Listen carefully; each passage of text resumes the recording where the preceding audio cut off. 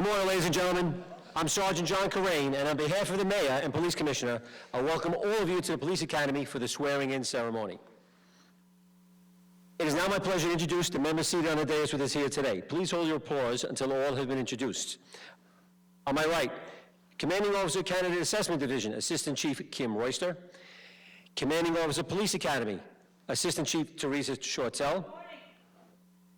Chief of Personnel, Diana Pizzuti. Chief of Department, Carlos Gomez. Police Commissioner, City of New York, the Honorable James P. O'Neill. The Mayor of the City of New York, the Honorable Bill de Blasio. First Deputy Commissioner, Ben Tucker. Chief of Detectives, Robert Boyce. Chief of Housing, James Secreto. Supervising Chief Surgeon, Dr. Eli Kleinman. The Commanding Officer, Patrol Bureau Queens North, Assistant Chief Juanita Holmes. In my second row, the Commanding Officer, Character Assessment Section, Deputy Inspector Raymond Martinez. And the Commanding Officer, Recruit Training Section, Deputy Chief Samuel Wright. Ladies and gentlemen, this is our dais.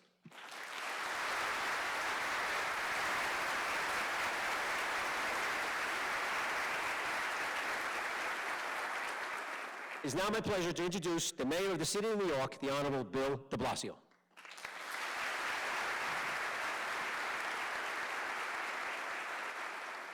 Thank you very much, Sergeant. And I want to say congratulations, officers. We are so proud of you. I'm going to have the great honor of swearing you in just a moment and welcoming you to this process ahead. And I have to tell you, we are so appreciative, we are so proud that you are taking this step on your journey, and one that's going to be extraordinary for your lives, for your families' lives, and also for the people of this city. So this is one of these days we celebrate. A new generation steps forward. A new generation devotes themselves and starts this city on a better path. And I can say for all my colleagues up here, we look at you with such pride. We look at you with such anticipation for what you are going to achieve in the months and years ahead. Now, every swearing-in ceremony is special. Every swearing-in ceremony gives us that sense of hope, but this one has a very particular element that makes us so proud. This is the first swearing-in ceremony governed over by our new police commissioner, Jimmy O'Neill. It's the first governed over by our new chief of department, Carlos Gomez. Both of them sat exactly where you sit today. Maybe not in this building, but they sat exactly in the same situation that you sit in today. They started out in this department years ago with a willingness to serve and do something great for the people of this city. And I think it's very powerful that you today have before you, in both of them and in First Deputy Commissioner Ben Tucker, three individuals who started out exactly as you did, who believed they could make a difference, and who went all the way to the top. Three top positions in this department, all filled by people who started out as patrol officers on the streets of New York City, all born and bred New Yorkers. And as a reminder of the greatness of the NYPD, a great organization has many characteristics. One of them is the ability to find the very best talent and let it shine and let it rise up through the ranks. And over the years, our efforts at recruiting the very best have gotten even better. Our efforts at training have gotten much more sophisticated. The generation that comes in today has a chance to be the very greatest generation. And certainly every single one of you, if you choose to keep going forward in this noble profession, has a chance to go all the way to the top. And you know, there are people who go into organizations and don't have examples before them of that kind of pathway being open to them. Some places, let's face it, folks who get to the top are the chosen few. They don't come from the folks who do the work. But in this department, we're very proud of the fact that the leadership today did every single thing that's going to be asked of you. They did the hard work. By the way, they did the hard work in some tough times in this city. Every single one of them could tell you quite a few stories about what it took to take New York City back from the forces of crime and disorder. And because you're a new generation, you didn't get to experience all of what we saw in the 70s and the 80s and 90s in this city. But your leadership did. Your leadership are among the people who took back this city, and they were part of that audacious generation who understood that we did not have to give ourselves over to crime. We did not have to give ourselves over to disorder, that there was a different way and a better way. They were the innovators. They were the folks who broke the mold and did something that was believed at the time to be impossible. I want you to appreciate that fact anytime you experience naysayers in your work or in your life. And I want to take this moment to also appreciate the extraordinary work of Commissioner Bill Bratton, one of the folks who didn't understand the meaning of the word no. What he did, what the leadership around me here did, was considered at the time nearly impossible. And it was considered at the time something only the stuff of dreamers. But they kept persistently pursuing a new reality. And now it's been almost 25 straight years that this extraordinary department has continued to drive down crime. 25 years, a quarter century of progress. That is not an easy thing to achieve in any field. But on the still tough streets of New York City, it's particularly extraordinary. One of the biggest cities in the world, one of the most diverse and complicated places in the history of humanity. These leaders and so many good men and women turned the tide and then sustained it for a quarter century and continue to sustain it, and now you will be the reinforcements, the new blood, the folks who will take it to the next level. It's extraordinary. And you're joining a winning team. I think you all know that, but let me just say it to make sure it's right in the front of your minds. There are wonderful organizations that protect people all over this country, but you are joining the finest, the best of the best. You are joining a winning team with an extraordinary winning record. Now you could say, well, that puts some pressure on you to keep that winning record going. And maybe that's true. But I also think it really elevates what you're about to do, to know you're entering into such a great tradition and to know it's not static, it's not stuck. Commissioner Bratton felt this strongly, and now Commissioner O'Neill feels it. This department is great because it innovates, not because it rests on those grand traditions and then just stays static. It's great because it never believes that we've found every approach, every strategy, every way of stopping crime and making this city a better place. This department is great because it strives to be better every single day. It's an incredibly dynamic agency with extraordinary leaders. I've worked with leaders in government all over the country, every kind of department. I've never seen more brain power than what I've seen in the NYPD. And the hunger to do better every single day, you will feel it immediately the day you put on those uniforms and move forward. So I want you to know this is an extraordinary day for all of us, and we are so appreciative. We're appreciative for the choice you made. 700 of you, which is an extraordinary number unto itself.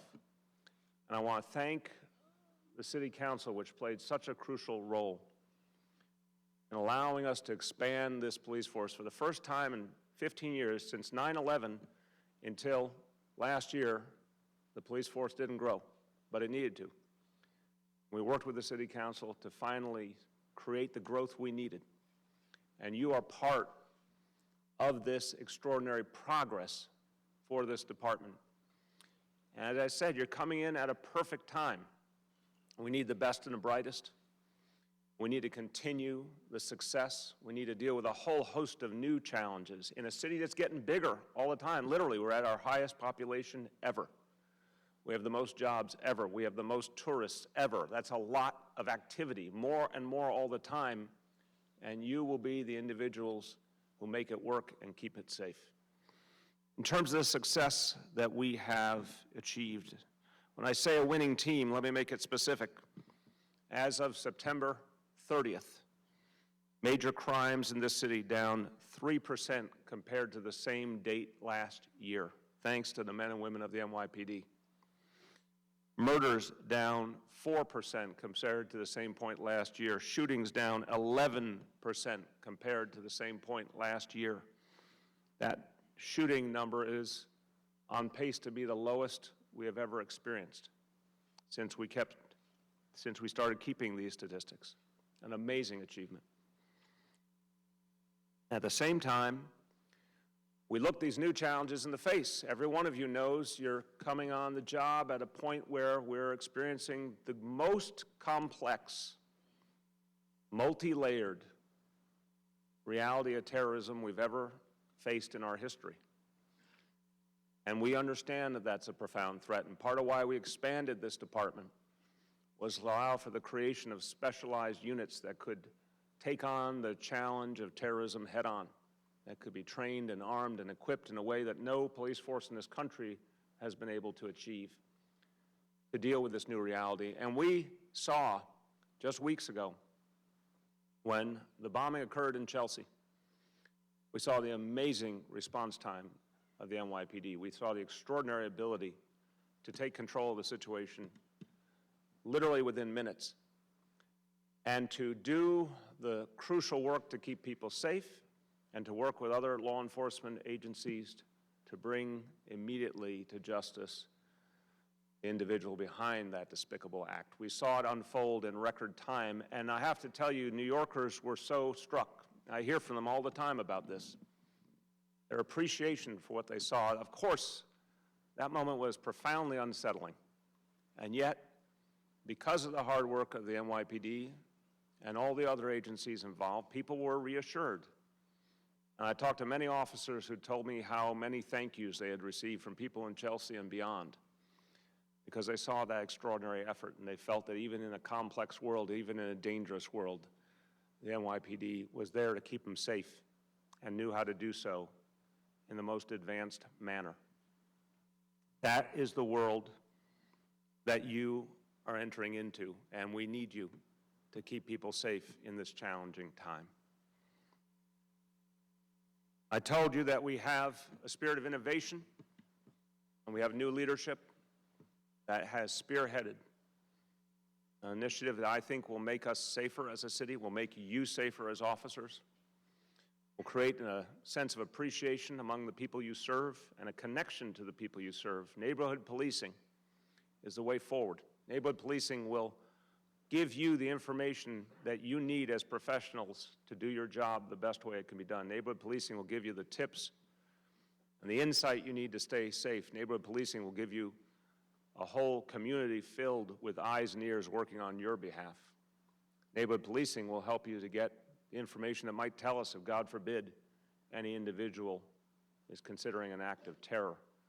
This initiative, led by Commissioner O'Neill and Chief Gomez, is going to take us forward, and I believe it's going to become the model for American policing. And I believe you will be amongst those who put that model into life, to make it a living experiment, a change that will prove to people all over the country what it means when police and community come together in true partnership. You will be the agents of that change.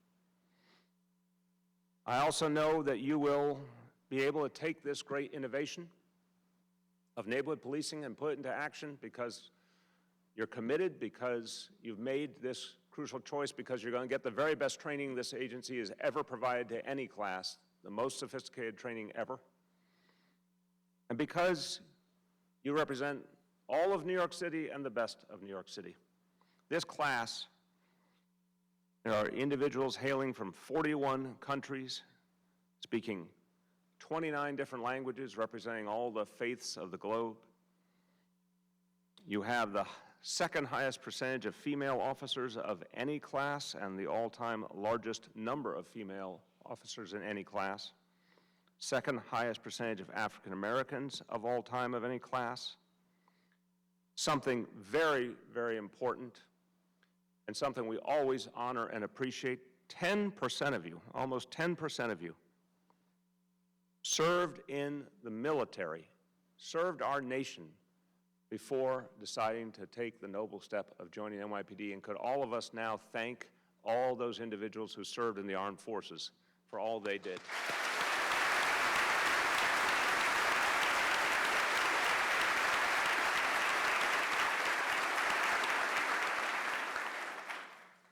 And fully 63% of you live in the 5 boroughs. That is an all-time high.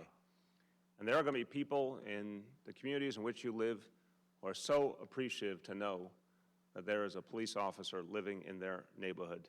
And you'll have a keen sense of everything happening in your community, and that will help you in your work as an officer serving us all. As always, this is one of the days when we celebrate the extraordinary traditions of this department and the family traditions. A great example among you, Prasifani Holmes. She's the niece of Assistant Chief Juanita Holmes, the new commanding officer of Patrol Bureau Queens North. She is the niece of Deputy Inspector Janice Holmes, commanding officer of the 100th Precinct. Another great example among you, Cecil Wade, son of Deputy Chief Cecil Wade, who serves in a commissioner's office. Great family traditions being extended upon, and many more to come. And you will help us to achieve the goal we set of adding 2,000 more officers to the NYPD by January, compared to where we were just 2 years ago. And you're going to have, as I said, the best training, you're going to have the best technology, you're going to have tools like the smartphones and ShotSpotter and so many other new elements that will help you be the best. You're going to have the best protective gear, the helmets, the vests, all the things to keep you safe. Before I have the honor of issuing the oath, I'll just finish with this. We know you've chosen a noble path, and we know it's not the easiest choice. Very many people in your lives, people you grew up with, went to school with, didn't make this choice. We honor you for making this choice, and what we owe to you is every effort to keep you safe, to help you do your job, of course, support you in doing your job well, but to keep you safe. Why we continue to upgrade the equipment and the gear you have, the training you have. That's why we've added more officers, because nothing is more important to keeping you safe than having the right number of officers at our disposal. So that is our commitment to you. You are taking such an important step for the people in New York City. It's our obligation to stand by you and keep you safe, and we owe that to your families as well. With that, it is my pleasure and distinct honor to issue the oath of office.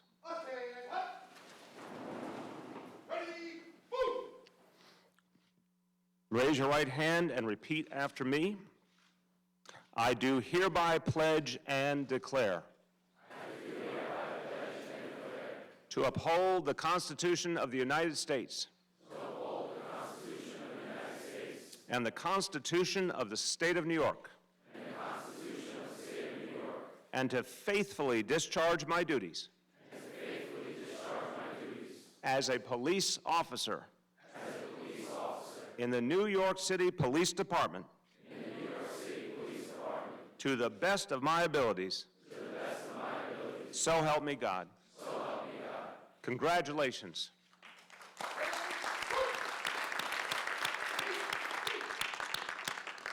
Now it's my honor to introduce a man who is leading this department, and again, a great innovator, a great thinker, who's going to show us how to get even safer, our Commissioner, Jimmy O'Neill.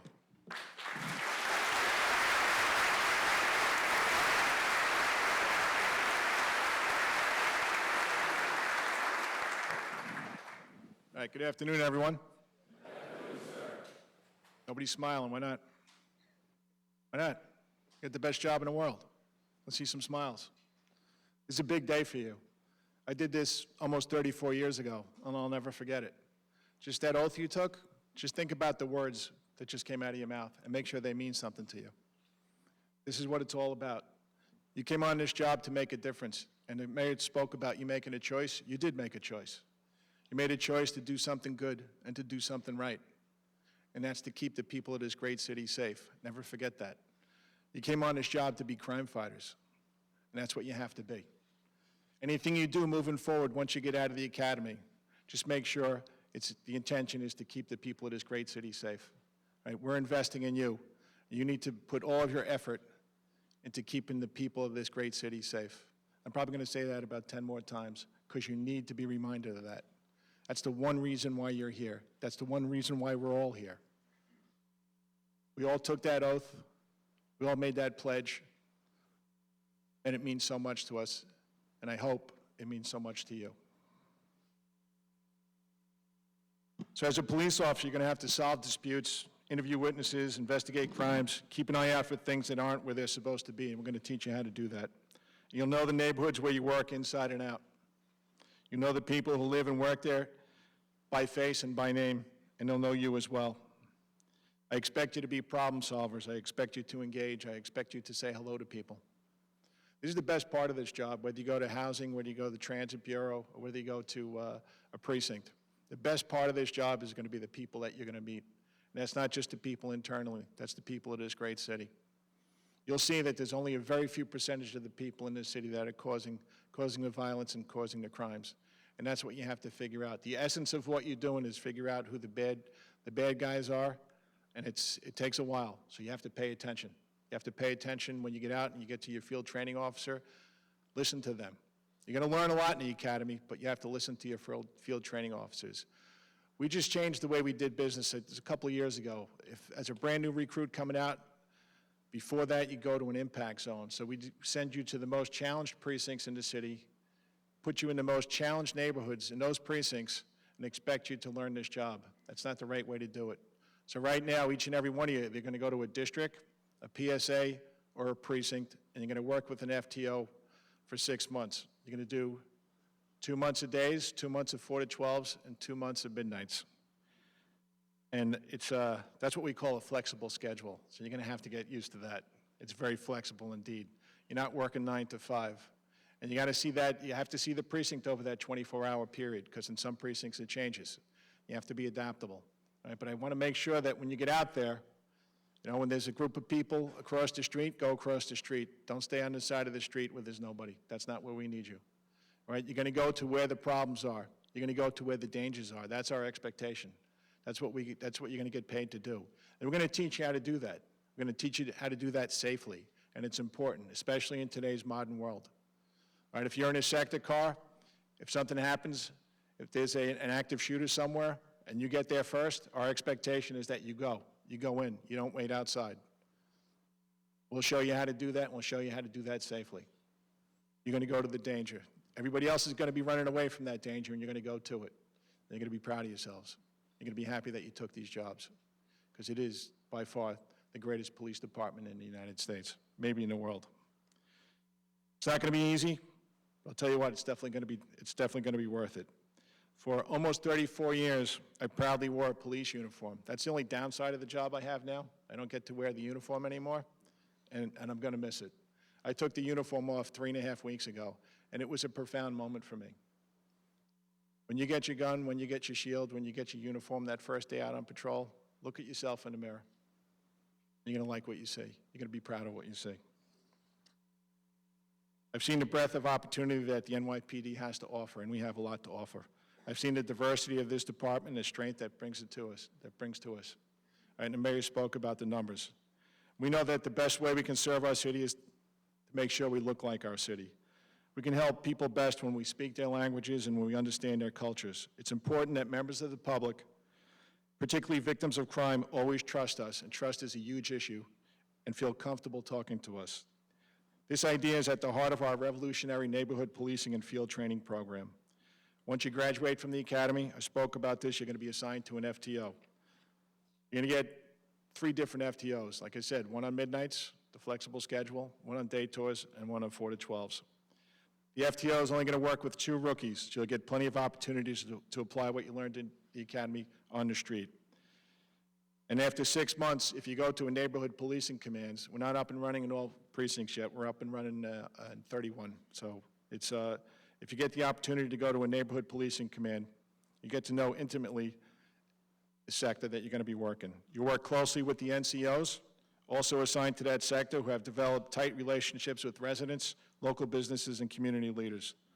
I also want you to know that we've made many upgrades to our equipment in the past couple of years. We've spent millions to equip you with the tools you'll need to perform your jobs as efficiently and as safely as possible, including ballistic door panels on police cars, heavy vests, and helmets. I can tell you, there's no other city on this earth has made such an investment to keep our cops safe. And it's my commitment to you that we'll continue on that path. We've upgraded other technology too. 5 years ago, some department forms still required an actual typewriter. You guys probably don't even know what a typewriter is, with an ink ribbon. Now, each of you will receive a smartphone before you graduate, putting department computer databases in the palm of your hands. The wealth of information you'll have at your fingertips when you hit the streets is unrivaled when you look at other police departments across the country. The reason we're giving all of this to you is because we trust you, and we should. This job is an awesome responsibility. You'll be held to a higher standard than the average civilian, and for good reasons. Just another piece of advice. If you have any friends that don't make good choices, stay away from them. If you have family members that don't make good choices, I know it's hard, stay away from them. You've worked long and hard to get these jobs. Some of you have waited up to 4 years to become on this police department. Don't make bad decisions. Stay the course. Stay out of trouble. And you've been selected because we believe you have what it takes to succeed in the NYPD. To the members of the Candidate Assessment Division, Chief Royster and his staff, I'd like to thank you for your hard work. You shaped the future of this department and determine who will continue our work long after I retire. Before I leave, I'd like to ask all of our new recruits to remember today. Remember the sense of excitement and enthusiasm you have right now, and carry that with you throughout your careers. And lastly, once again, remember that oath that you just took. It's so important. I wish each and every you the very best of luck, and I'll see you in 6 months. Thank you.